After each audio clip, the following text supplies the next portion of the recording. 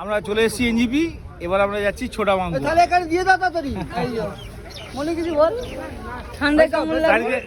ঠান্ডা খুব ভালো লাগছে। আমরা হাওড়া থেকে এনজিপি পর্যন্ত চলে এসেছি, এবার এনজিপি থেকে আমাদের এবার জার্নি শুরু হবে।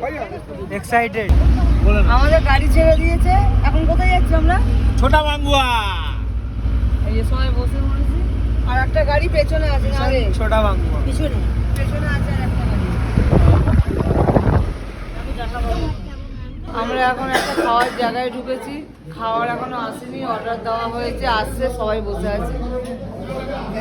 আসলে খাবো খাবো, খুব খিদে পেয়েছে, খাবো খাবো।